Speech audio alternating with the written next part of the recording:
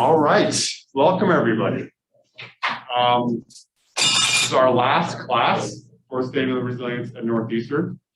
Very excited to see so many people here show up in the pre-Nor'easter that's going to be hitting us soon, tonight and tomorrow, which is, I guess, good timing for this talk, because water is a big part of, a huge part of the landscape and how we treat it. So definitely ask questions about that. So thank you everybody for participating in this semester. It's been a wild ride for me, and I hope all you guys have enjoyed it, to really start thinking about how to engage the broader community around some of these kind of very specific, but I obviously live them all the time, ideas around sustainability and how to educate, bring more of these kind of ideas to your experiences on campus, and how to push it forward, thinking about different ways to be new ideas to put forward, which kind of dovetails into the kind of the assignment we have for the class, the white paper for folks who are registered for the class. Just a short white paper of taking one of these ideas that we've been talking about, or maybe another one, and thinking about what we could do to improve something around sustainability and resilience here on campus.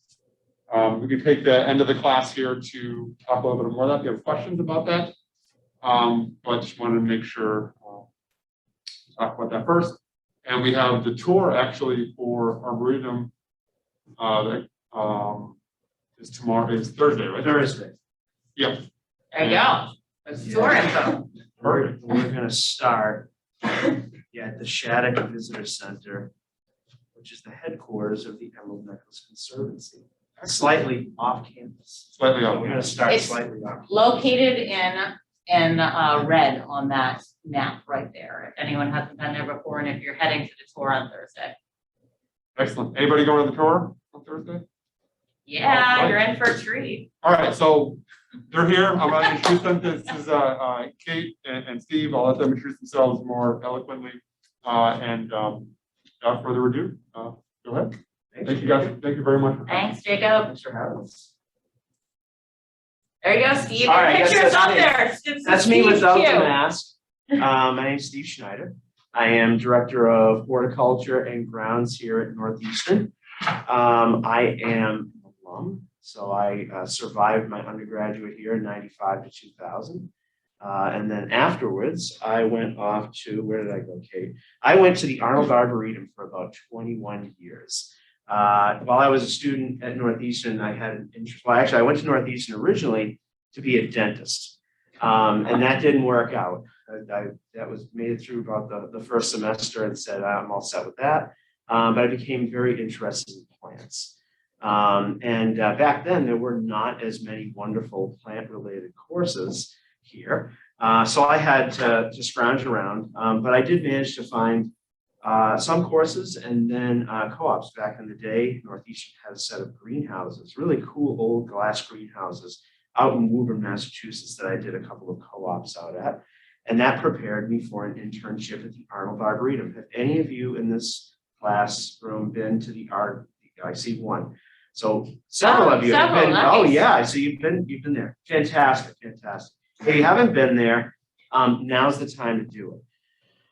Try and get there before all the leaves fall off, which might be tonight in the Northeaster. But anyway, I spent quite a while there, sort of working my way up through the system, and before coming back to tend to our arboretum here on campus that you are looking at a portion of, and we'll get into the bits and pieces of our arboretum on campus here in a bit. Perfect. Thanks, Steve. Hi, everyone. My name is Kate Kennen. I'm a landscape architect, and I'm on the full-time faculty here at Northeastern in the architecture department. So I teach 2 classes a semester on planting, ID, planting design, and also in sustainable site technologies and how to develop sites sustainably outside.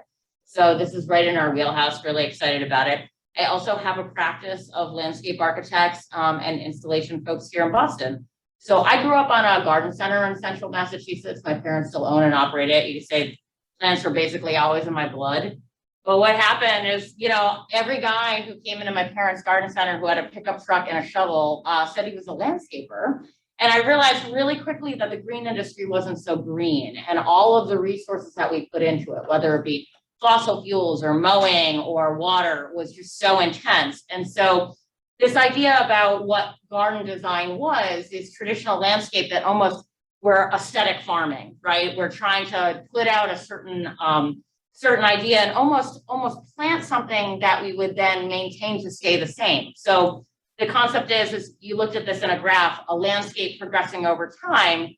We could putting all these inputs in it to just maybe make it a little bit bigger, but it's basically the same.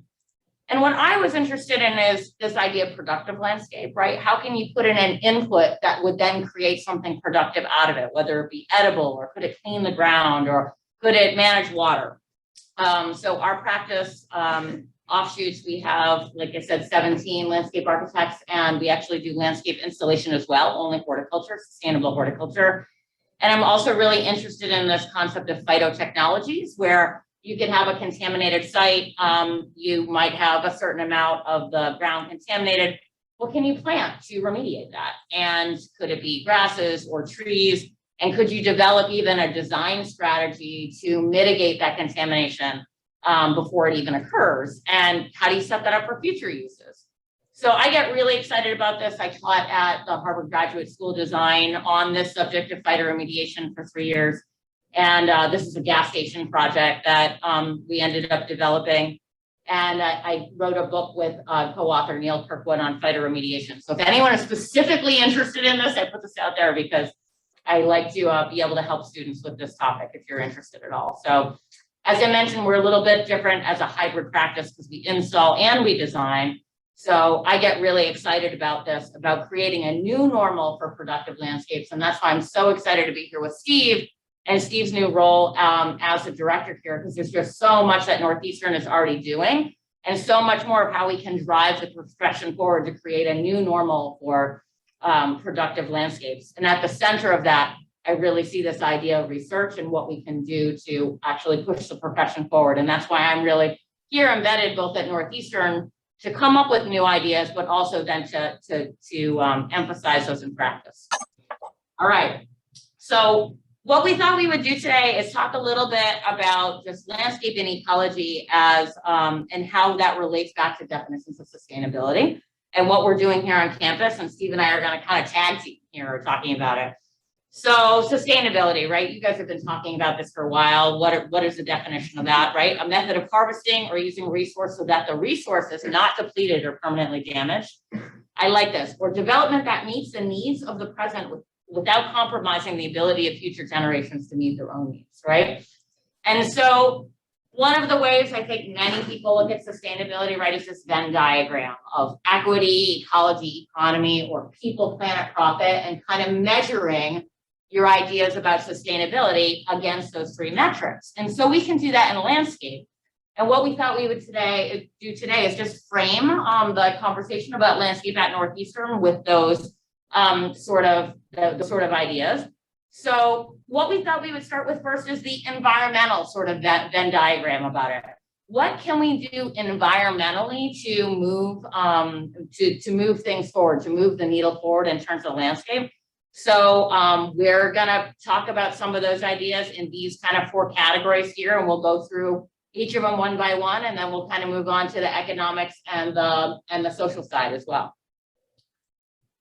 All right, so the first thing in terms of looking at ecology and sort of the situation that the frame for Northeastern is anyone familiar with Frederick Law Olmsted? Show of hands. Yeah, we see some hands.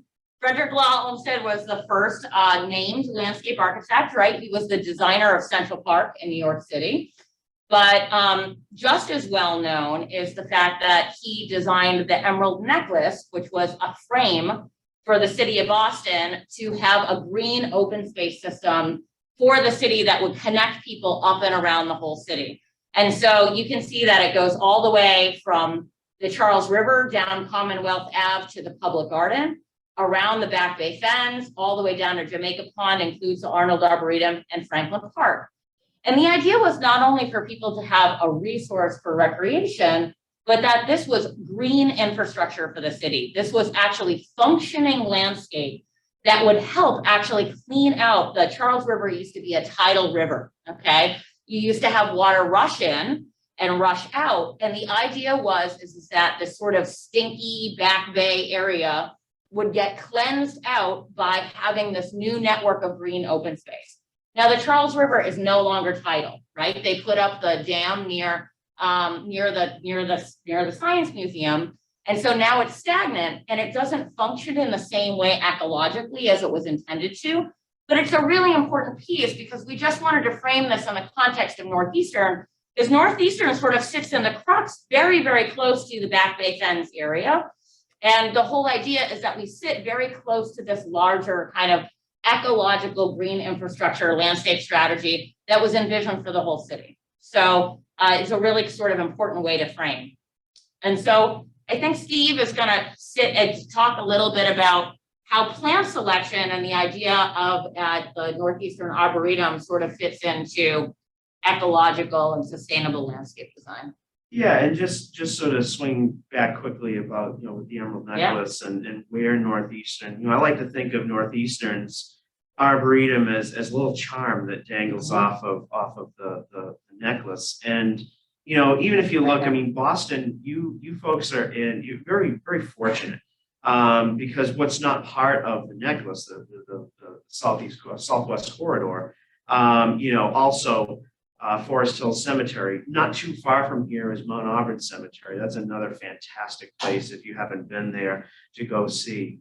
We are just surrounded by lots and lots of fantastic green space that has been here for quite some time. Northeastern's campus was not always so green. Way back in the day, the greenest part of campus was what's now known as Krentzman Quad, but was largely just a bunch of concrete with 8 small trees in it. But that was a start, right? And from that beginning, my predecessor, Chuck Dowdy, who I wish could be here, he retired, and we ran Chuck ragged the other night, at Friday, a parents' night, he was giving tours all day. I think we might have broken him.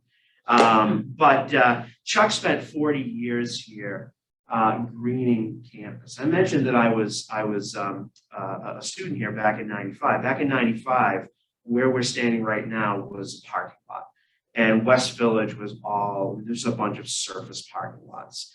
And so in a relatively short period of time, even that portion of campus has just been transformed.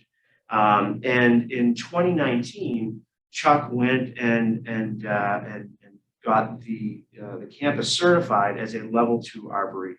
In order to meet the standards of level 2 arboretum, one of the standards anyway, is that you need at least 100 different species of trees on campus.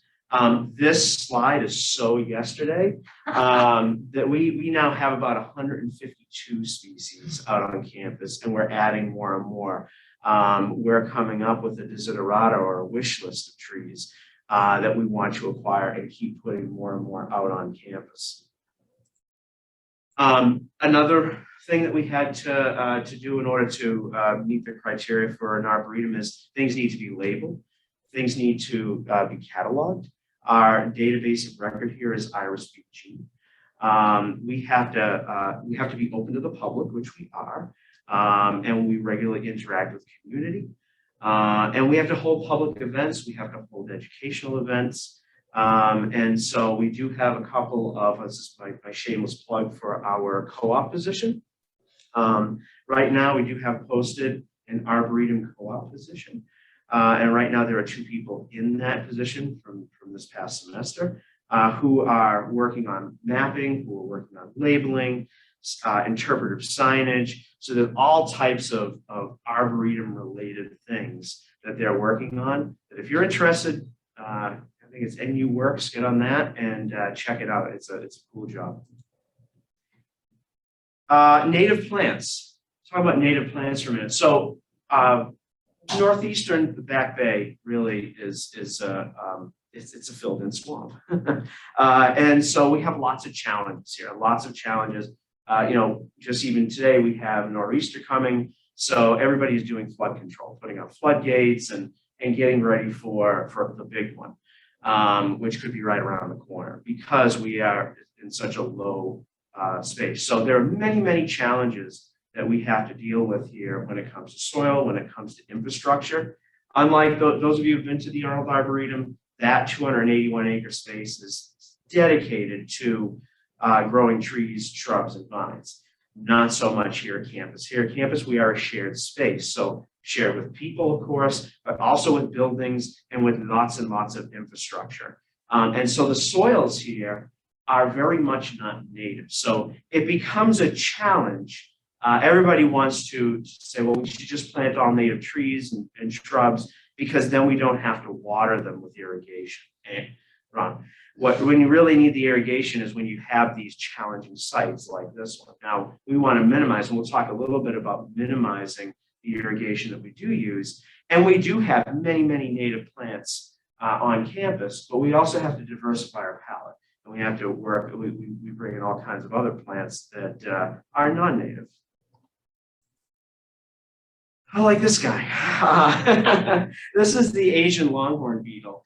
And so, he loves our plants, our native plants, especially maples and all that good stuff. So if you're unfamiliar with this pest, this is a problem.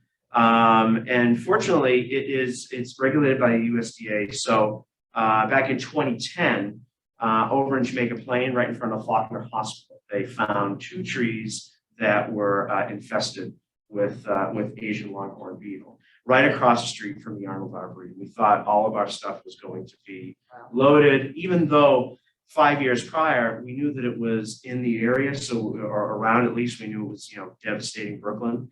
And so we started our own monitoring program and didn't find it, but it's tough to monitor 281 acres, right? I mean, that's a lot of trees. And so we had a whole management plan. Turned out there was nothing in the Arboretum. This is a very slow mover.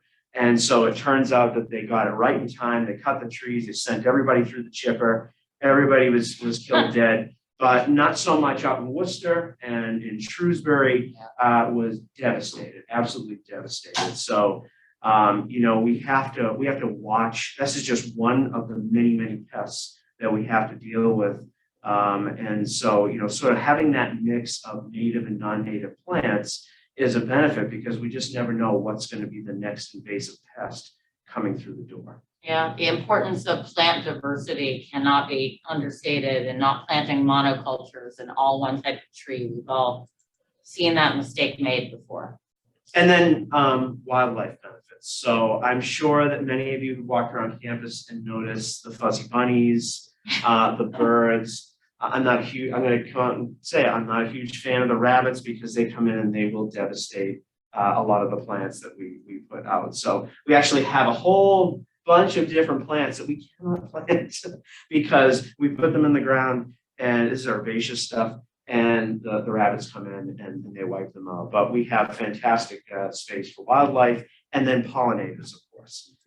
So pollinators, really big in the news. None of us can eat, right, without pollinators. And so if you ever hear anybody say, I really don't care about bees, just remind them that salad that they're eating while they're saying that would not be in the bowl without all of our pollinators. And so it's not just honeybees, of course, it is all of our solitary bees and all kinds of things out there.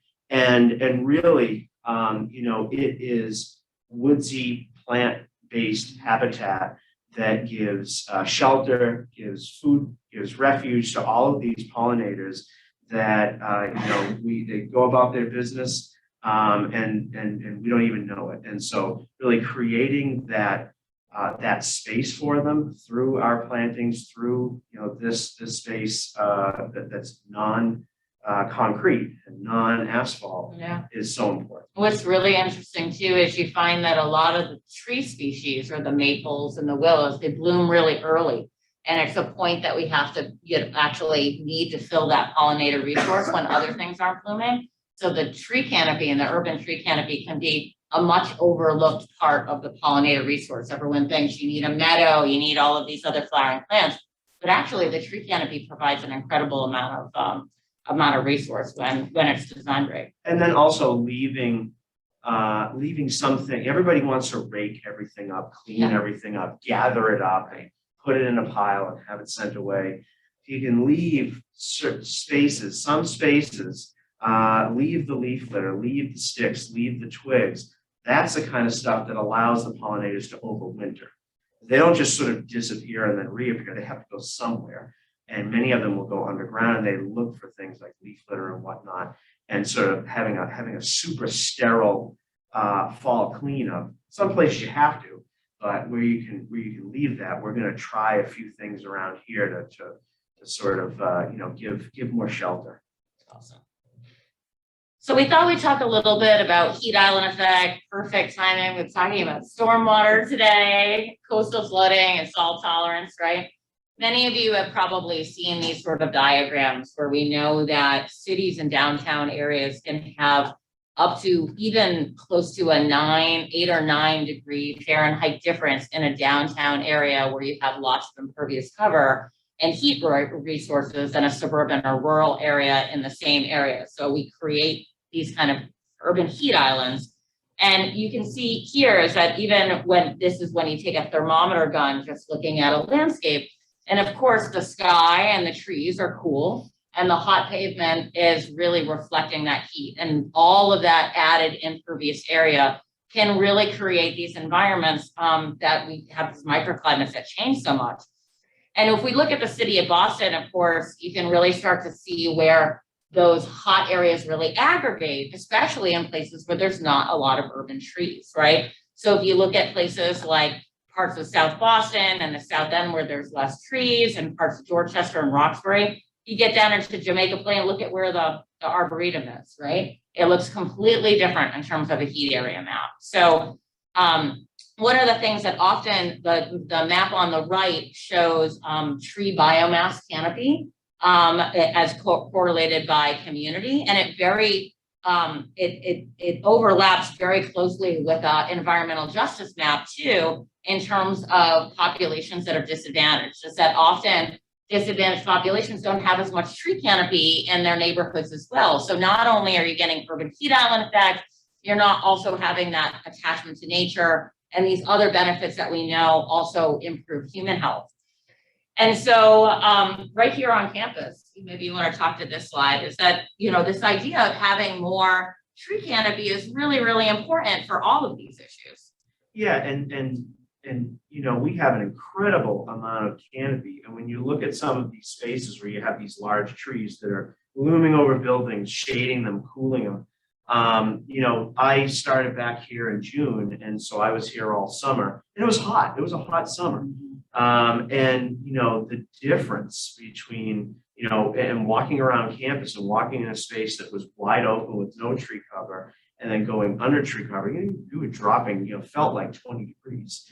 And one of the things that we do really well here, and one of the things that we want to sort of, scream out to the rest of the urban world, is that you don't need a lot of soil. You don't need a lot of growing space to get large canopy. So, when you're walking around on campus, especially when you go into the library circle and you look at the size of those calorie pairs and the size of the tree size ratio to soil ratio is ridiculous. Mm-hmm. And most people would think like, this is something you can't grow large trees in, and no, absolutely.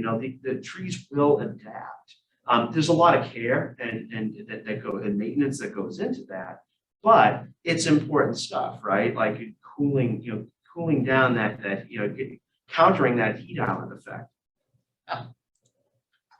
The other thing that we're talking about is this idea of coastal flooding, right? Both coastal flooding and stormwater flooding that comes from rain events. So we know these graphics are from the Climate Change Boston work that the city of Boston has been doing for about the past 10 years. They've been sort of leading the charge with a bunch of other East Coast cities in the US on climate change and climate change preparedness. And, you know, one of the challenges we know we're going to have, right? Extreme temperatures, extreme precipitation. Basically, Boston is going to be getting hotter and wetter, right? And so how do we prepare for that with more extreme storms? And so one of the statistics that I have heard over and over is that we're looking at Boston becoming the climate of Delaware within 70 to 100 years, okay? That's really significant, right? It's a really significant change. So how do we adapt both the species that we select for landscape to be able to deal with that climate, but also help mitigate it at the same time, and also provide as much evapotranspiration into the air as we can? So one of the statistics that I love, one of the scientists that I worked with on our Vita Remediation book had told me trees in North America move more water than all the rivers combined in North America because of transpiration. They suck up all this water from the groundwater and transpire it into the air, cooling, right? It's not just the shade, but it's actual trees moving water. And so it's a really important part of it. So in addition to the very hot days, we also have, you can see here, 16 of the 17 hottest years in record have occurred since 2001, right? And then we also know that sea levels in Boston are rising faster than other places in the world. The way that the US is changing, the eastern board cities are rising at a faster rate. And so we've been doing some offshoots, meaning we've been doing some planning work with the city of Boston and UTL, looking at what are the max possibilities of how much it's going to rise. And our baseline that we're looking at is about 40 inches by 2070, right? And so we may not be worried about that too much right here on the Northeastern campus in terms of sea level rise, or you think not. Right? The tide gauge data like shows how quickly sea level rises continue to change. And the challenge is that there is so much at stake in terms of the economy of this, right? Of how it affects people and infrastructure and the buildings that are out there. This is not a small problem, and it's happening really, really fast. And so you can see in the cities most vulnerable to coastal flooding by 2050, right? Boston's number 19 in the US. It's pretty significantly up there, right? New York, Miami at the top, like Steve likes to say, basically all of Florida. But you know, that's basically there's a big challenge there. But when I say, look, we think that we're not vulnerable to flooding, right? Here's the sea change in 2070. The 1% annual risk, or 1 in 100-year storm, right, that you would have, that with sea level rise, look at how much we get impacted here, as we're actually, a chunk of the Northeastern campus is in this. If we're, you know, not thinking about, are they going to do regional infrastructure on the outside of the city and the harbor or other things? So it very much affects way inboard of where you're thinking that it's going to. So it's not only sea level rise. On the right-hand side of this is stormwater flooding, right? All of this is the map on the left is water coming from the ocean. The map on the right, water coming from the sky, and having an infrastructure of drain pipes and things that back up. And then you end up having these flooding events, which, like as Steve mentioned, the campus is basically preparing for what's tonight's storm. So these are things that we need to be considering. And so what we all have to think about is, how is our water connected, right? Not only how is all of the flooding going to happen, but how is all of our stormwater connected, and where does it go, right? And we got to think in terms of watersheds. And this is really important in terms of ecological thinking. Where does the water go and how is it connected? Look at all this pink area in the center of the US. It's all connected to the Mississippi River Delta. And then we wonder why we have this big dead zone in the Gulf of eutrophication and nothing growing, because we have all of these nutrient releases, because all of these watersheds, the idea of all that water is connected and coming out into one place, and all those farms connected, moving through and dumping nutrients and pollution into the ocean, right? So we very much have to think in terms of watersheds and where our water is going. And here where we are at Northeastern, we're in the Charles River watershed. You know, our water is basically moving towards the Charles. And we have to think about how in a natural water cycle, right, we're trying to have that the rain falls, you have lots of infiltration through trees that go down through the soils, it gets cleansed. You get groundwater and streams that are very clean with evapotranspiration, right? In an urban environment, we have much more impervious surface area, right? Places where the water can't get into the ground. So we disrupt that water cycle and we can't get the cleansing in the water that we're looking for. We end up getting point source discharge and a non-point source discharge into lakes and streams that have lots of contamination with it. And so all of these things get picked up. Basically, we have these rain events, right? And we have detergents and contaminants from herbicides, right? And fertilizers and goose poop. And not only goose poop, right? We also have dog poop. There's a lot of kind of waste that are on the surface. One thing that we see all the time, especially out in Oregon, is we're worried about heat. So that thermal stress, that idea of that pavement being hot, that's a pollutant. If you can imagine, fish like cold water, right? Brook trout, they like cold water. Same thing as if you go out to Oregon, the salmon like cold water. So by warming up that water, you degrade the habitat. So we need to treat for heat. And we need to treat for things like salt, right? We salt all our roadways and all the oils and grease and stuff that goes on it. So the issue is when we pick up with rainwater, all of these kind of contaminants, they can head into, say, the Charles. It gets dumped in, it goes into a drain, it gets dumped into the Charles. And we have these big blooms of toxic cyanobacteria, and you start to see things like shellfish areas being closed, beaches being closed. This is just a diagram from 2008 of the number of beach closures of unsafe days in 2018. And look, right in the city of Boston, you know, you're right at about 50% of the days in the summer, the beach is being closed because of water quality. Fresh water quality, the problem is rainstorms picking up all these contaminants from our urban environment, right? So, right, we don't want to be, we're right around Halloween, so you got to like scare everyone into this, but cyanobacteria blooms can steal the oxygen and nutrients of other organisms need to live. Cyanotoxins are among the most powerful natural poisons known. They can make people, their animals, their pets, and other animals sick, right?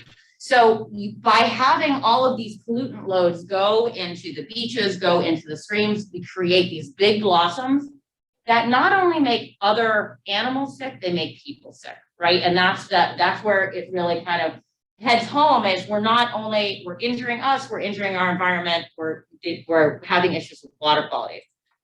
So the question is, how do we fix it, right?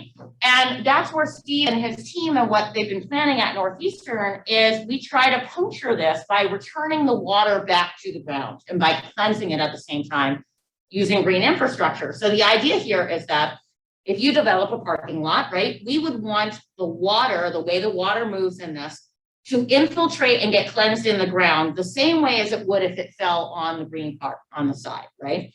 So what we're trying to do is we're really trying to not have a lot of quick runoff. Back in the day, we always wanted to get water away from a building and into a pipe and like into a stream. Now we want to slow down the water and slowly infiltrate it. And that's what we're trying to do here is we're trying to achieve a lower curve, a longer time release and a slower infiltration. So the idea is we can still use storm drains to collect our water. But what we want to do is try to infiltrate that as quickly as we can into the ground and not just send it to the Charles without being treated, right? So we use low impact development or LID strategies to do this, right? We use different kinds of green infrastructure. So in an urban environment where in the past you might send the water to a catch basin and into a pipe, instead, we would try to get it into a natural system, right? Into a bioswale or a rain garden, or maybe onto a green roof or into a cistern that you might reuse for irrigation. So we're basically just trying to puncture a whole bunch of holes in the landscape, as many places as we can, and then try to get those contaminants filtered by the plants and the microbiology in the soil and the chemistry in the soil to clean up the pollutants. So there's all kinds of low impact development facilities, green infrastructure. There's lots of names for this: green stormwater infrastructure, nature-based solutions. All the ones on the left are sort of the gray infrastructure pieces. The ones on the right are the more green infrastructure pieces, and you can use them in tandem in a treatment train to try to improve water quality. And so there's pictures of like what they sort of start to look like: forest pavement, rain gardens, bioswales. But the cool thing is we have some of these right here at ISEC that you can go and take a look at, right? And there's a lot of great projects going on campus that as things are developing, the university is doing a lot to move towards more sustainable green infrastructure installations to infiltrate that water. So if you were to go out to ISIC, right, you may not, if you read the signs here, you may realize there's a few things going on. One of them is that the water is being captured from the roof and is being brought down and reused. And you might have probably heard about this through maybe other things in this class. But in terms of the landscape, this bed right here is what we call a rain garden, right? And so the designer, the landscape architect on this was Stephen Stimson Associates. They're a Massachusetts-based landscape architect, a good, very well-known firm that has offices in Cambridge and down on the Cape. And the rain gardens, they were originally designed over on this side too, where the new EXP building, right? The new EXP building is going to start to take on some of the site and is going to have a lot of the same sort of facilities. But this rain garden, if you go out to, like we said, this part here, is designed to take the water that comes in from all of the pavement around it, and it basically flows into this planting bed, that the planting bed then cleanses the water before it infiltrates into the ground. And so it has these little slots you can see in the edging around that the water is supposed to flow into and then flow in. It actually waters the plant material as well. So then you get a lot of really, you both get benefit from the actually watering the plants, but and also getting the benefit of the stormwater cleansing at the same time. This one on the left is no longer there, I believe, or maybe it started to be there. It's still a little bit there, but that one is also a rain garden on the left. It's going to all carry over So in EXP. And, do more of that. And EXP is going to have the same system. Same sort of system. So there's a lot of great things going on there. In the upper terrace seating, some of this is still intact too. Some of the other green infrastructure things that you don't really think about is these are pervious paving surfaces, right? Where all of the seats are here, right, is not designed to be concrete or asphalt where the water's going to run off of it. It's actually stabilized stone dust that the water can go right through it and go right into the groundwater. So these sorts of trying to make as many holes as you can is really important. As well as in this case, there's a bunch of native species also utilized out there to help with habitat benefit and that sort of thing as well. Entry mound and median sort of out as you get out closer to the street. There's a lot of things going on here from a green infrastructure method as well. There's pervious pavements that are used in some of the site infrastructure, but also I mentioned, this importance of being able to live in a salted environment, right? Our winter environments, we put down so much salt to be able for human safety, not to slip and to have a lower freezing point so that we don't ice up. And the plants have to withstand that. So we withstand that. And that's a really important piece of this is designing with a plant community that can withstand that salt and live in those conditions and not die off.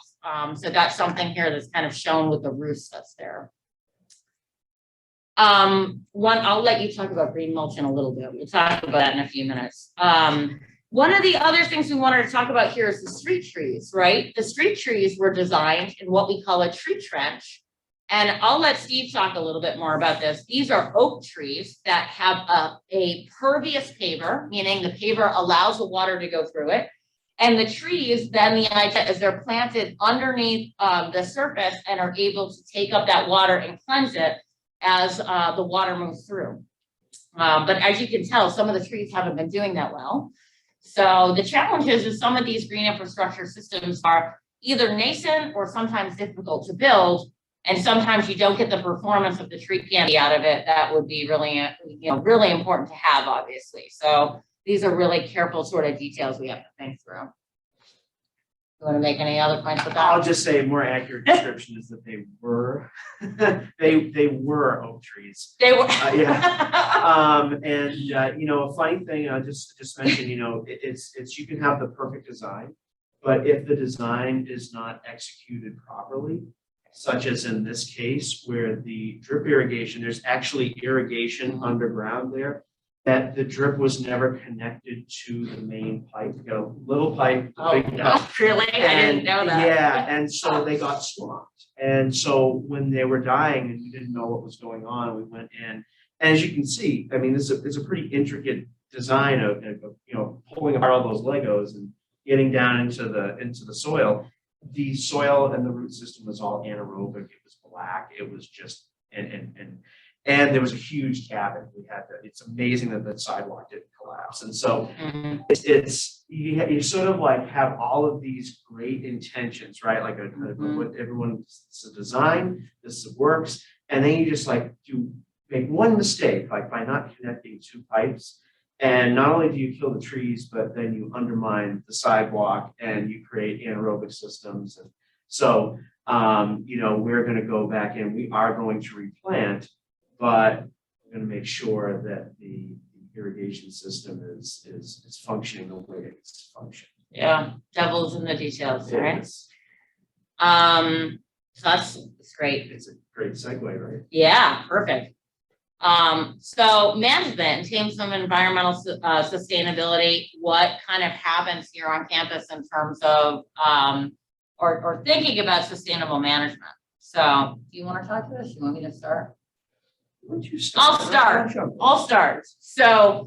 So of course we many fertilizers that we use to fertilize our plants are made from fossil fuels, right? And this is the challenge. They're made from petroleum, they're made from mining. We're digging non-renewable resources to actually try to fertilize the plant material, right? And that's not so great. And part of the challenge too is that when we keep adding fertilizer and water and pesticides to plants, it's sort of like keeping them on an IV. It's like they never actually, if you have like a set of grass, right, and you're constantly putting water and fertilizer on it, it's never going to grow the set of roots, the deep roots that it would need to find its own water. And so what we want to do is to water less frequently and to put on less fertilizers or slower release, usually organic fertilizers that don't come from petroleum-based things, to be able to get the roots to go down really deep. And then the plants can sustain a period of drought or other things. So they can be more resilient. And often if you start to move towards an organic fertilizer program, you can reduce the water consumption of a lawn up to as much as 30% because the plant isn't constantly trying to grow and put on biomass, right? So you can actually reduce water quite a bit with the right program.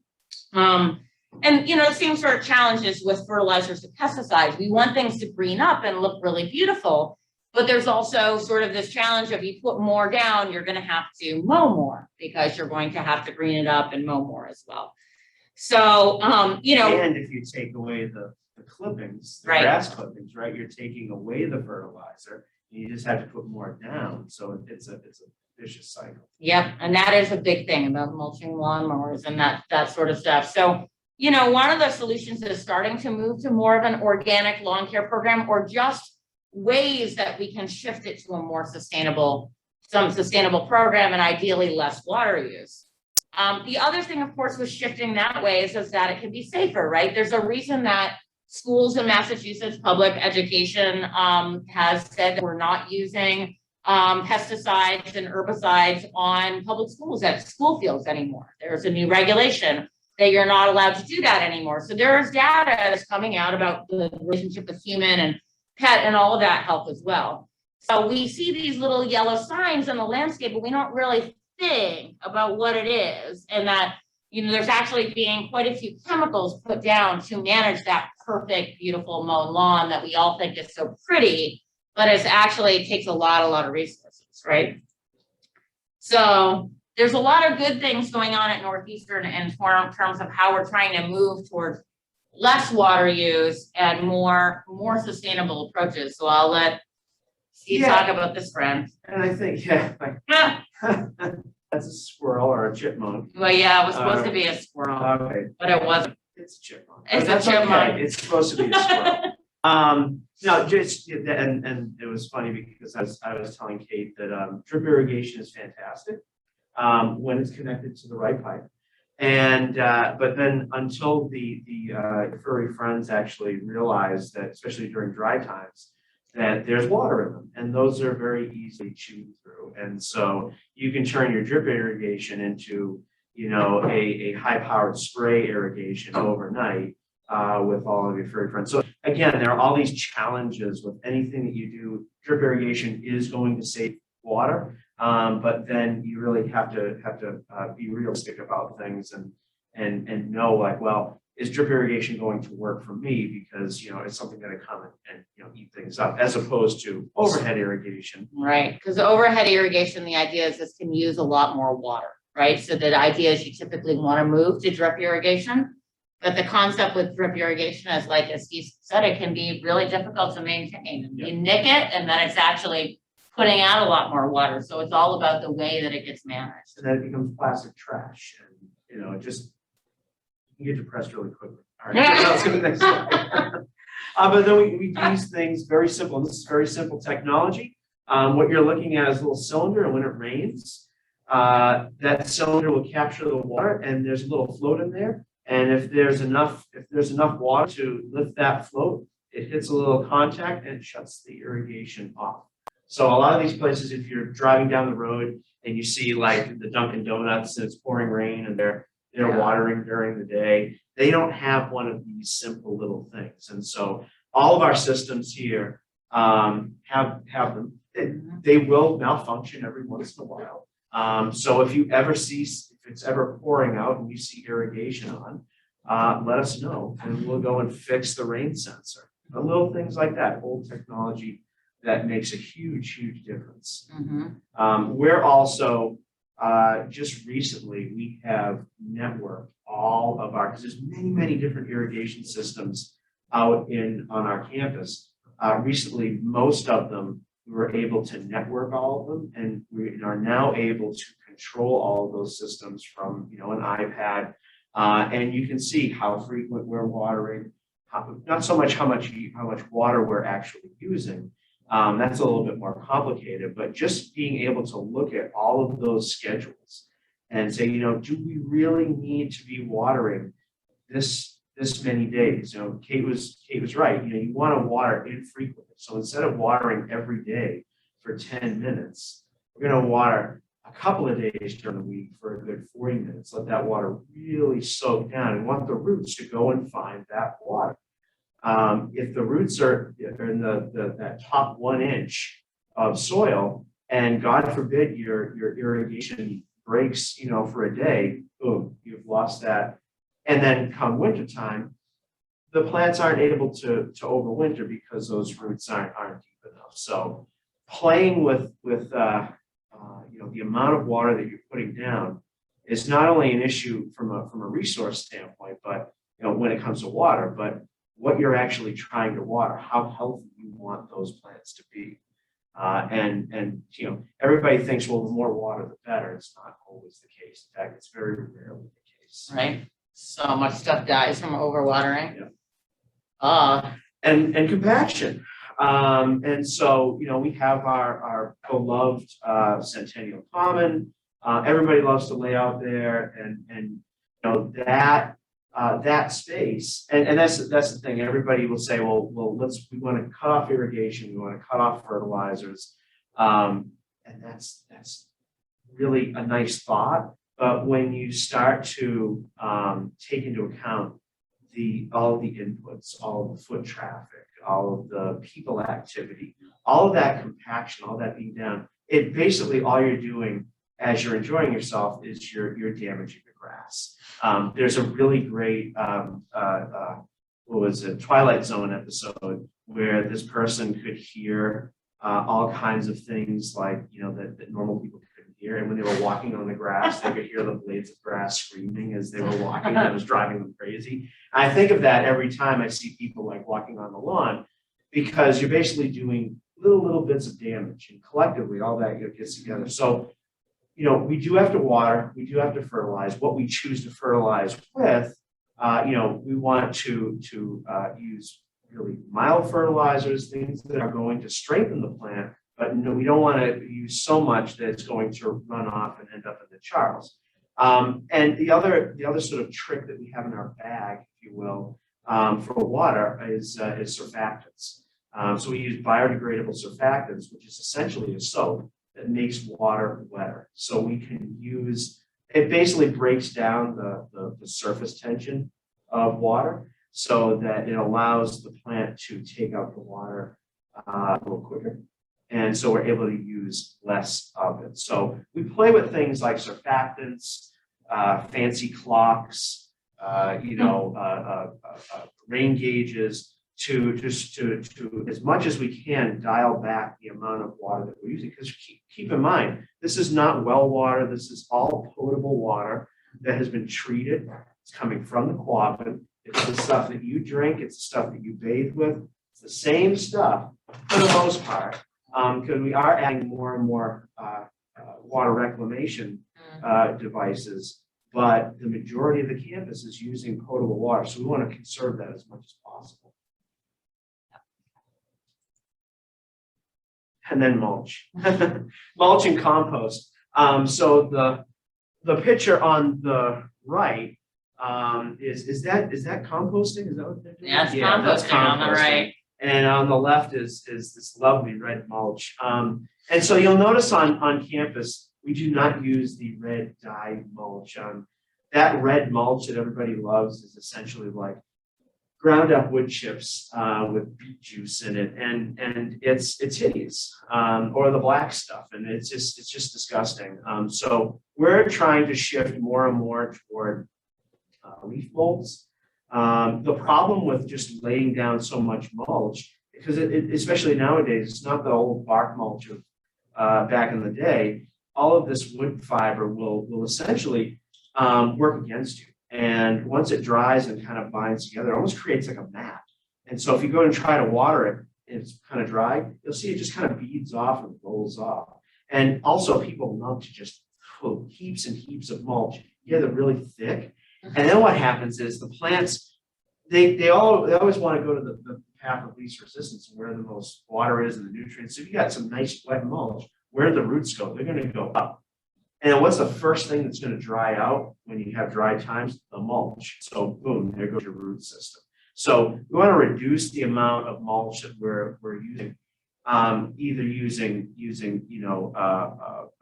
a mulch that is enriched with organic matter, like heavy compost, or just moving over to green mulch. I don't know if there's is there? Yeah, there is. Yeah. It's a great photo. Right, that's a great photo. So green mulch, which is essentially you just plant the whole space up. A lot of weeds take their cues to start growing if light hits their little seeds. And if you can plant things up thick enough where that light never reaches the soil and activates that seed, you won't get your weeds. You can have your rain, it captures rain a lot better. And also I mentioned before for pollinators and all the creepy crawly things that want to overwinter. Green mulch is fantastic because it creates that habitat for them to not only survive and thrive during the growing season, but a place to bed down for the winter.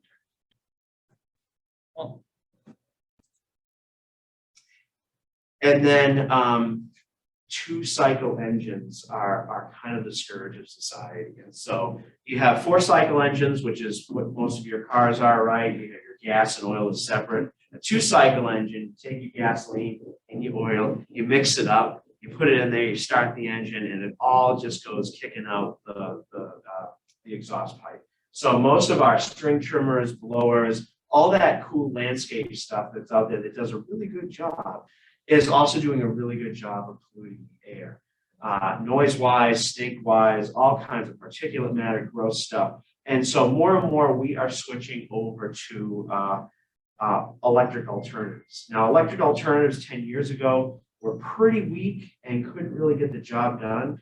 And these days, the battery technology is coming so far that we're able to, we're not quite there yet, but real soon, you're going to see this, even this fall, when we're out there doing our fall cleanup, you're going to see and hear more and more battery-powered equipment cleaning up those leaves. As opposed to two-cycle engines. So this is a picture of our all the, then you got to figure out like how you charge all this stuff. When I took this picture today, that red case in the middle is actually the electrician's drill. He was adding a whole new gang of plugs for us because we're getting more stuff. We need to plug in places. So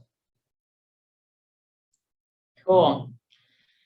The other thing I thought I'd talk a little bit about is just this concept of Vita Remediation, how you use plants for, in addition to water, as we talked about, but also air pollution.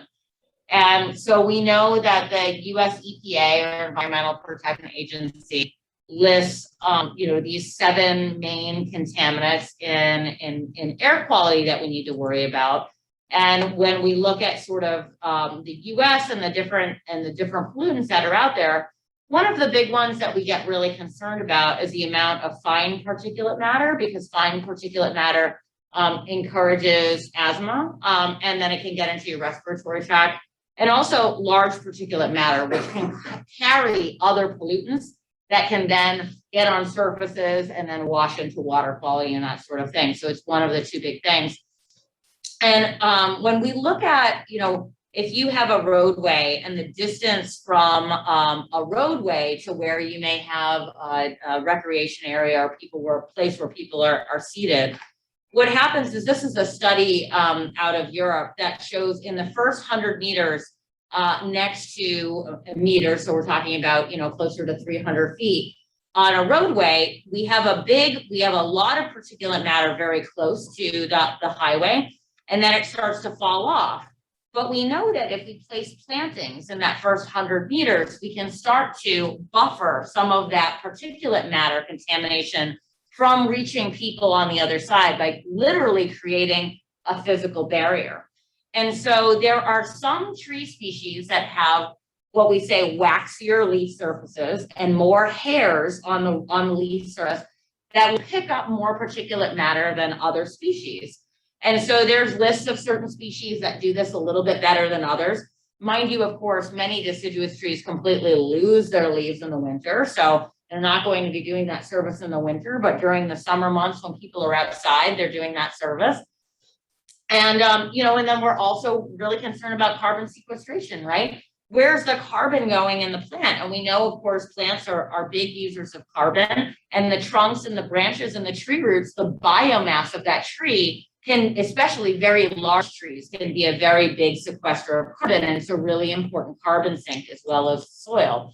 So right here on campus is a great example of that. So the 2 Tilia cordata, the 2 encrensman quad that Steve mentioned that were some of the first original trees planted on this campus.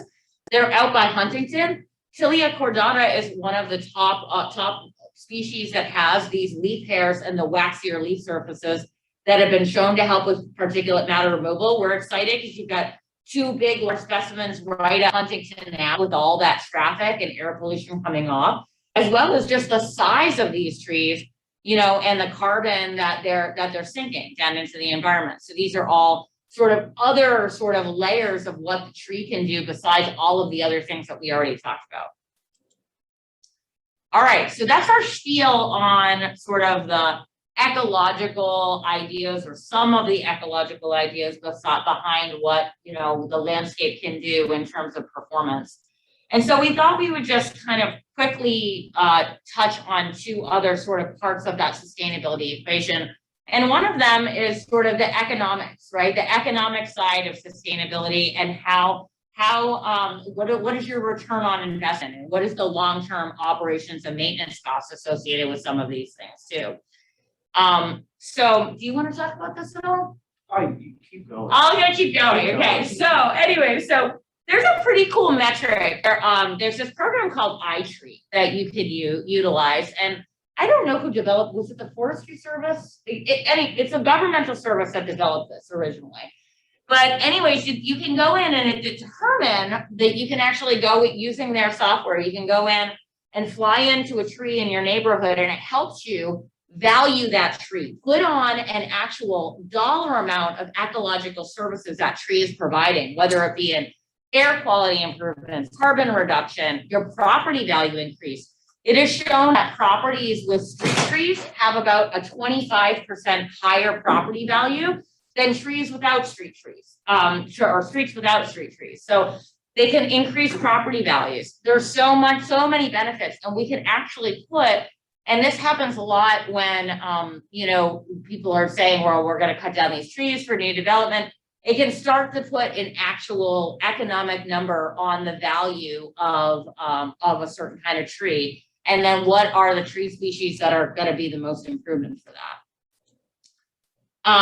And we talked a little bit about this before already, but just the campus trees here obviously have an incredible amount of benefit, because it's not only just all of the ecological services that we're providing, but it's also this idea about branding and what the campus looks like, sort of the high-end appeal of being in a greener environment too. Anything? Oh, yes, let's talk about this one. Or do you want to talk about the last one too, Dean? No? You know what, I'll just mention something very quickly about that, because I know we're running out of time. No, he's saying we're good. We're good? Oh, We're good. We have a whole nother half an hour. Oh, all right. We're perfect. All right, I'll just talk slow. Time for questions. Yeah, we'll leave time for questions. I hope you guys have a lot of questions. Landscape, so awesome.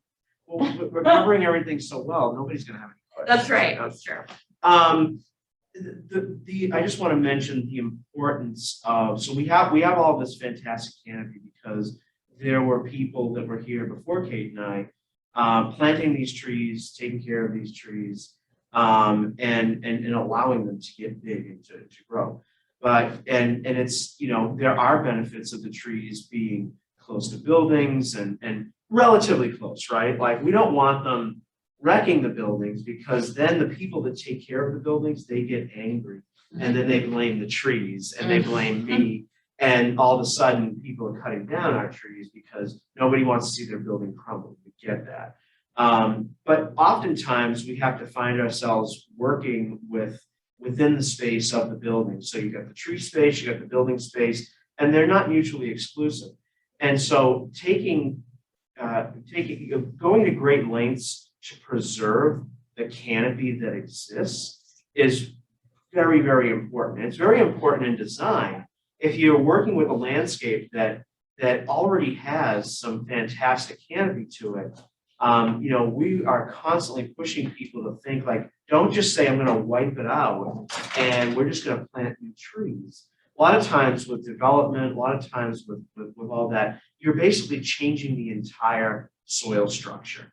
And so you're turning your native soil into something that you might find on Mars, you know, and then bringing trees in and plants in and expecting them to grow and to get this big and have it happen quickly. It just doesn't happen. It just can't happen. So it's important when, especially all the building renovations that we do on campus, is to really go the extra length and go to extreme measures to preserve the canopy that we have. Because I always tell people, you know, even in this picture, the large honey locust that is in the center of the in the middle of the picture, if that tree was removed, and you can see that, you know, the shade would be gone, the shade would be gone over the people, that building would be gleaming white and just sort of flashing light everywhere. You lose that sort of the whole feel, the whole calming feel and the softening of that building. So it's really important to not only to shading the buildings, but, you know, but when we're renovating buildings or renovating space, and you know, to preserve the canopy. You know, the next picture is just another example of this shading effect. And you know, when I was a student here, this was all asphalt. And so the trees were there, but this was all just asphalt. And so as much as we can, you know, tearing up that asphalt and putting in pervious pavers, putting in seating. There was never any seating there. It was always a road for people to bring deliveries in and out. Now we actually use, I think you can see it around campus, we actually use rolling planters, large planters, to stop vehicles from coming in at you know, most of the time during the day. And so all of these spaces on campus that were slowly transforming from hot asphalt, you know, impervious asphalt to more pervious spaces, you know, it's coming back, especially come COVID-19. It opened up a whole new world of why we need open space and outdoor space, right? Like everybody, we're fortunate to be back in the building, I guess.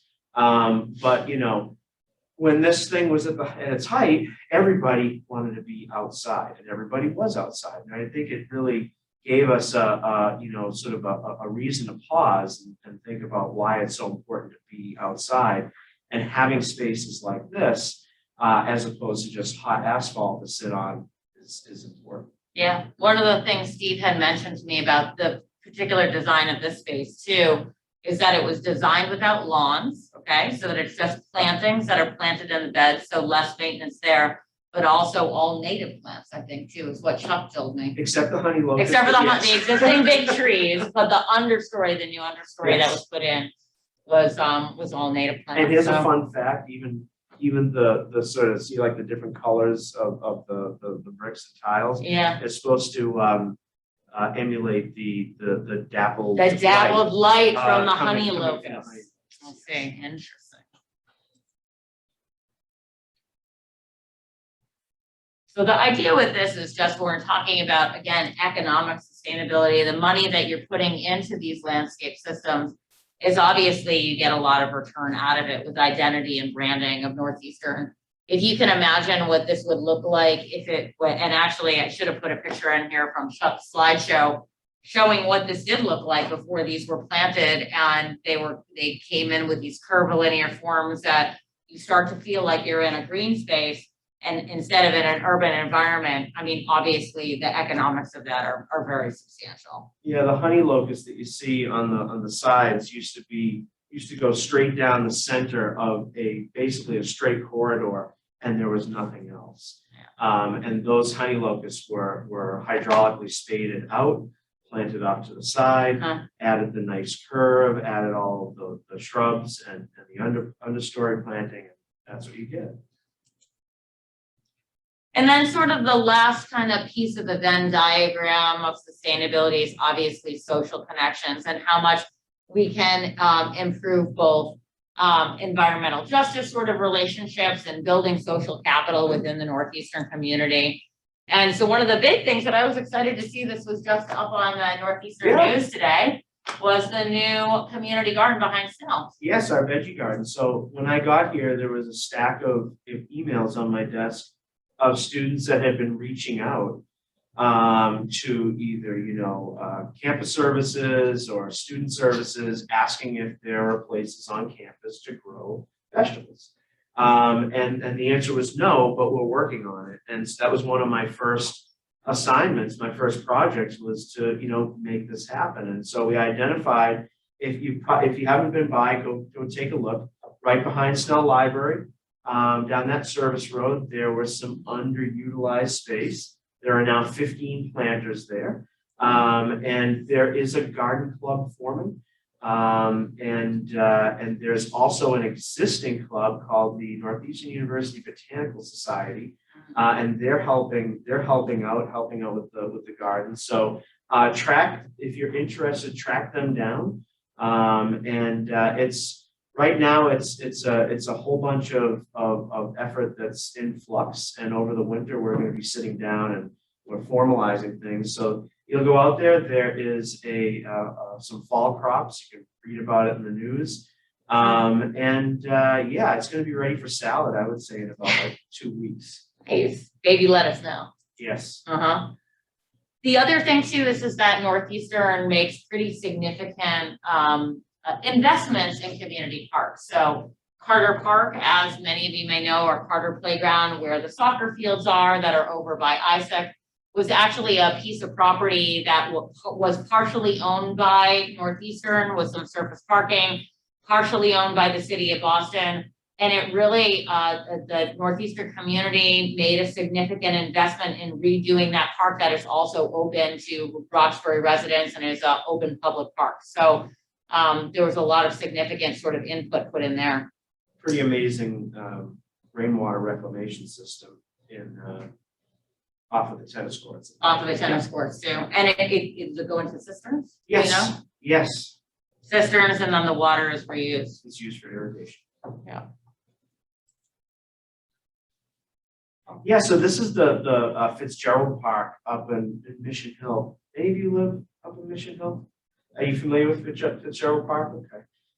Fitzgerald Park, I'm actually in discussion with them. So Northeastern has been helping them out to get there's an old quarry, an old stone quarry that was turned into a park. And there's a group of lovely people. I'm getting to know them a little bit better. And my predecessor, Chuck, had helped them with some basic landscape stuff that they were having trouble with.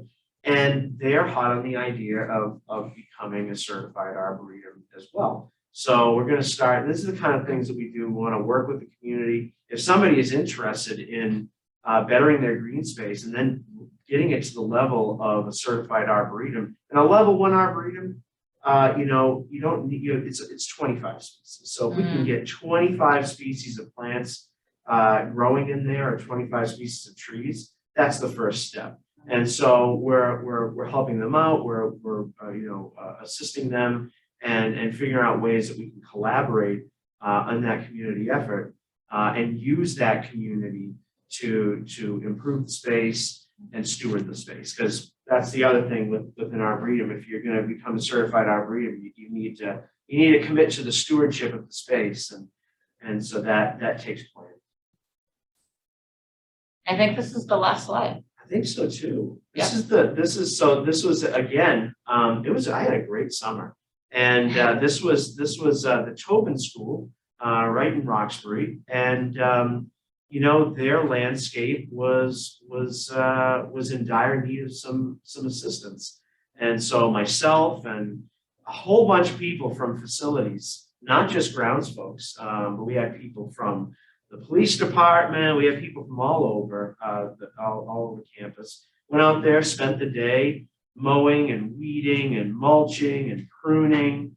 I actually got to prune some stuff. I don't get to prune anything here anymore. So it was a great day. And so just sort of connecting with the community, had lunch with some of the folks afterwards, and just sort of listening to some of the things that they struggle with. And this was just such a boost to them, and they were so excited, and it was everybody had a fantastic day, and it felt good to give back.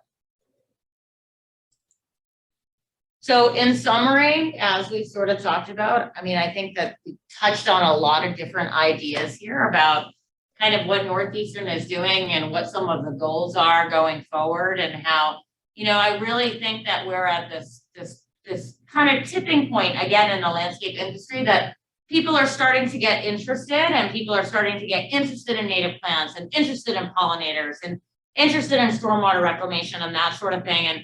And I think part of the tempered vision too is like, again, we said, devil is in the details. So much of this is about making sure these systems actually work, and working with people to research to make sure that they're going to function in the way that we intend them, and that they're carefully planned and well thought out. So, that's sort of some of the great work going on here.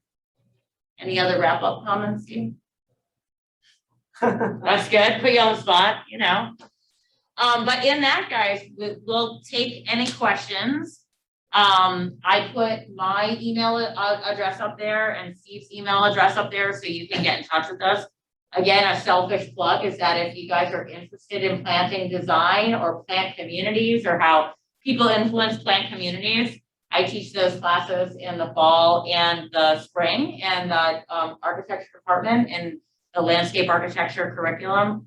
And that we also, again, teach sustainable site strategies, grading and drainage. And if you want to learn more about how to build green infrastructure or design a good parking lot, that's the kinds of things that we do in the classes in the landscape architecture curriculum that a lot of non-majors take, believe it or not. We have actually quite a few environmental studies and other sorts of majors if people are interested. So I run into a lot of students that speak very highly of Kate's classes. If you have the time and your schedule and the interest, don't hesitate. Yeah. We take a lot of field trips. Yes. So when you look at plans, you got to go outside. It's very important. So we do field trips most weeks, which is kind of fun. We were supposed to go to the Arboretum tomorrow, but ain't no Easter. Not a good day. Maybe not a great day. All right. That being said, questions from the audience. I'm guessing that there are people out there in Zoom land too that if people are out there. And We'll let you know. okay, you'll let us know. Okay, good. Chat, is there anything in the chat? Nope. You're a good driver. Hey, you know, I do this Right. a lot. I have a question if you can hear me. Yay, we can hear you. Yes. I was wondering where the vegetables from the garden are gonna go to. Ooh. Oh, good question. So there aren't that many. You know, it's just little leafy greens. There's bok choy. There's still some kale, despite the fact that we had an army of caterpillars that did a lot of damage. Mm. Yeah. So there's like enough for maybe, I don't know, maybe like 10 big salads. But it's mostly the students that have been working, you know, on the gardens are probably going to be the ones to harvest. Come springtime, we're working with a group called this company called Green City Growers, and they really have the expertise of you know, growing a lot of food in a tiny space in an urban environment. So like milk crates and all these, you know, little nooks and crannies. And so they're going to really help us maximize that, you know, these are 15 4x4 by 2 foot high boxes of soil or of compost. And so, but they're going to help us maximize. So we're expecting that there's going to be, you know, quite a bit of produce. And a couple of the students that are working to form this garden club are very interested in growing extra produce for the surrounding community. So they're also going to be working with other student groups that focus specifically on community aid and seeing what they can do to have some crossover there. So I think it's going to be a combination of you know, our student gardeners taking some home and using it, and also the surrounding communities. Cool, thank you. Thanks for the question.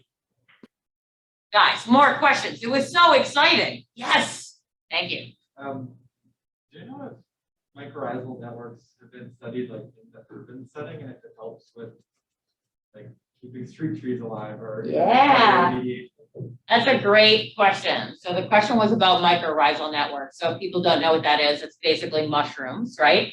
And the mushroom that we all see in the forest is the fruiting body, which is sort of like, the analogy is like you have a strawberry plant, right? You get to grow a strawberry, you need a big plant that takes up a lot of area, and you get like a few little strawberries. Well, the mushroom is like the strawberries, the little fruiting body.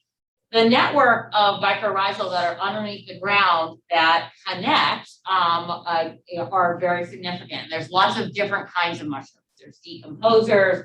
There's the mycorrhizal type that connect root networks. So it is an excellent question.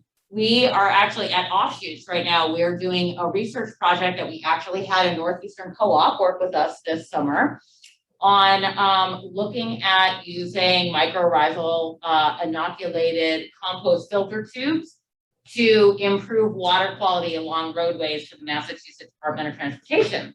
So not only are they being used and studied in inoculating soils to help improve tree growth because it helps extend out the root system of a plant, can also help with water quality and with, you know, soil mitigation, but is also really looking at, can we add them to our green infrastructure system? So yes, I think it's nascent. I think like it's the tip of the iceberg. It's like kind of the big hot topic, and how Paul Stamets' work has been the big hot topic at conferences for 15 years now. With us, what we're trying to do is there's a lot of anecdotal information, and we're trying to figure out what is the peer-reviewed literature that is showing that these systems are actually working. And then how do we take that peer-reviewed literature and try to create pilot projects that are in the field that are longer than like a lab study really quick that showed some sort of connection. But you know, when it comes to mycorrhizal communities and tree collections, and this is why tree collections and with turf under them, they really don't go together. Because the turf, I'm not a grass. I don't like grass, and I'm just gonna say it. I don't golf. I just don't like grass. Grass is fine, on sports fields, but not under tree collections because grass roots are tough, and they will outcompete, that mycorrhizal community. And Kate alluded to it. These mycorrhizae, they're essentially, doubling, tripling, quadrupling the amount of surface area that the tree's root system has. So basically, it kind of looks like a root system, but it has a symbiotic existence with the tree root system. So if you have a tree with this sort of pumped up root system, then you have a pumped up root system, you have a pumped up tree, a healthy tree. If you have a tree canopy that is devoid of this in the soil, then you have a tree that's kind of limping along. And it's a really important thing to mention about one thing that we didn't talk about here is our soils. One of the things that I'm doing is taking lots and lots of soil samples on campus and having that analyzed and getting a baseline of what our soils look like. In some spaces, I expect that we're going to have healthy soils where we don't have a lot of turf, where we don't have a lot of compaction. I think the best soil, honestly, is going to be over Richardson Plaza in the law school in those courtyards. Where the birches are, and then there's that one big Japanese maple. I can't wait to see the soil tests that come back from there when compared to, say, from the soil samples that we could barely get out of the ground over in Krentzman under those two tilia, really compacted soil. So compacted soil is going to tell you something. It's going to tell you that there's not a lot of soil community underground because there's not a lot of airspace. There's not a lot of things going on. And so, it's a great question, and sort of like the first question we ask is that actually there? Is that community there? Not even like if it's robust. We know it does good things, and then if it's not there, then why? And it's typically the fertilizers, the compaction, the turf roots, all competing and sort of trying to get back to restoring the forest floor as much as possible. Where it's practicable is what we need to do as much as possible on campus as well, and we're working on that. Yeah. You mentioned that we'd like to be using less aggressive organic fertilizers. Are we using those right now, and what fertilizers are we using? Yeah. So, the question was, there's a desire to use less aggressive organic fertilizers. Are we using them, and which ones are we using? So let's start with the vegetable gardens. The vegetable gardens are completely organic. Everything from the compost that they're planted into to the seaweed kelp extract that is being used to fertilize the plants. Obviously, anything that we consume, we don't want to put down chemical fertilizers. Things like lawns are more tricky. And so we are currently for lawns, we are not using an organic system because in order to use an organic system, you've got to commit, you've got to do the full, you got to do everything. You can't just do a little bit, you've got to do the whole thing. And so everything from herbicide, we don't use a lot of herbicides. And we don't use a lot of fertilizers. The problem with our lawns here, quite honestly, is that we replace them so often. And it's because we have such a huge population using them that 9 times out of 10, the carpet gets worn out, if you will, and then it has to be taken up and then a new sod rolled out. And then trying to find a sod farm that is strictly organic. Yeah, because once the lawn is hooked on drugs, hard to get the lawn hooked off of drugs, right? Exactly. So it's this vicious cycle. And so it's one of the challenges that we're working on in such a densely populated urban campus, really. And you know, it would really stink if we said, okay, what we got to do is we're gonna take the Centennial Circle and we're gonna cordon off half of it. You guys can't use half of it. This half we're gonna use, and we're gonna spend 2 months getting this to grow from seed, really like building it up, and then we're gonna let you go on that side, and we're gonna cordon off this. It just wouldn't work. Everybody would be, you know, crammed together. So we're trying to work with different people and take different approaches. One of the things that I want to start experimenting with are compost teas. Yeah. And so I mentioned I came from the Arboretum. The Arboretum is part of Harvard University. Over at the Harvard Yard, they've been using a lot of compost teas. And the idea behind the compost tea is not so much a fertilizer, but it is to encourage the fungal and bacterial growth in that soil. And then that fungal and bacterial growth, then they actually decompact the soil for you, right? And so then it becomes a better growing environment for both the trees and the lawn. And you get that deep root, and it can take the foot traffic that, you know, that the yard gets, because that's another urban space that's heavily used. So we're not there yet. We're not using super harsh chemicals. We're certainly not a golf course. You know, we're not putting 2,4-D down and all those other nasties. But we can't sort of take the, you know, organic sticker and put it on our lawn here yet. We're going to get there. Good question. All right, one more question before we wrap up. One more question. Yeah? Oh, no. Oh, someone have one? Oh, I was just curious, I know that you mentioned earlier how in these productive ecosystems, you're able to utilize natural abilities of certain plants to benefit. What would you say Northeastern needs, and how could we work on getting those plants to start being part of the productive system? Good question. What do you think? Your first initial evaluation, what do you feel like is, I mean, Steve and I have already talked a lot about feeding the soil food web, right? Because it's so much, it's not really this whole conversation that he just mentioned. It's a lot of the plant species that we have out there are good ones, but building that soil biology and having more of a self-sustaining whole ecosystem, I personally think is a big piece of that. I'm going to take it broader. I'm going to take my answer Go bigger, broader. go big. And because it's so important that all of the efforts that people have been making over the years to make our campus stand out as a very lush, green, urban campus. You know, I talk to students, and a big part of my job is reaching out to you guys and making sure that you understand that it exists, understand all of the hard work that goes into keeping it this way.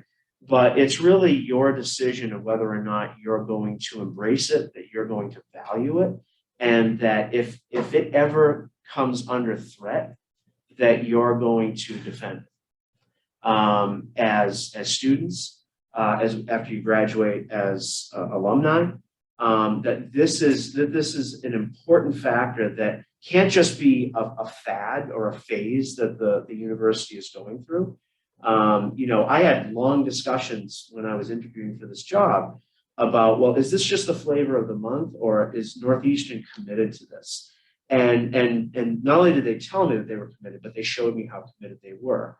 But it's super, super important, because what you guys say as the students, you are the client. What you say goes. And so embracing what we're doing and defending it and championing it, I mean, at a 35,000 foot level, that's going to be the most important thing, because when we plan and we plant an arboretum, it's not just a 5-year plan or a 10-year plan or a 20-year plan. We're talking 100-year, 200-year. You know, when we're planting trees, we're not just going to say that, well, that's going to be dead in 5 years. We're going to have to replace it anyway.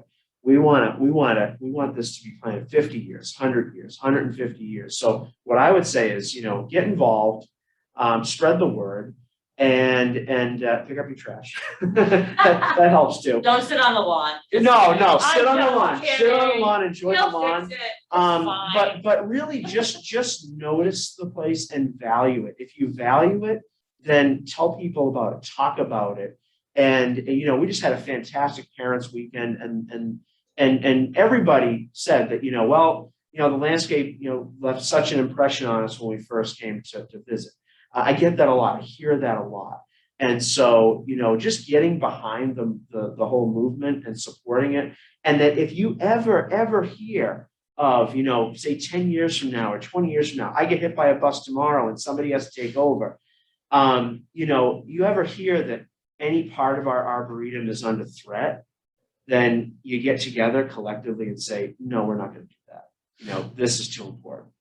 So that's my bigger sort of. Love it. Yeah. That's great. Thank you. Cool. Yay! Thanks, guys. Thanks for attending the class. It's a really great model. It's awesome. Yeah. Thank you, guys. Thank you very much. I'll see some of you Thursday morning Yes. at 8 o'clock. I am not going to be there, Jacob. So That's Steve is absolutely going to carry the bullhorn for me. So it'll be an incredible guide. It'll be a lot of fun for those of you who can make it. Yes. All If right. you can't, I do other tours and you'll catch one of those. Excellent. Thank Awesome. you very much, guys. Thank you. Thanks for doing this. Thanks, everyone. Yeah. Amazing presentation. Thank you. Cool. All right. We're out of time here. So any questions about class, the assignments, in that sense going forward? Everyone good? You can get a hold of me, Sophie, anytime. Thank you all very much for coming and participating. I hope you enjoyed it as much as I did. And see what we can do next, see what kind of program we can get next. And of course, every time tomorrow, we have the community conversation on climate justice action to think about these ideas as well as everything we're talking about in the class about how Northeastern can continue to be leaders and take those next steps what we're doing. So thank you all. Have a good one. Have a good night and stay dry. All right.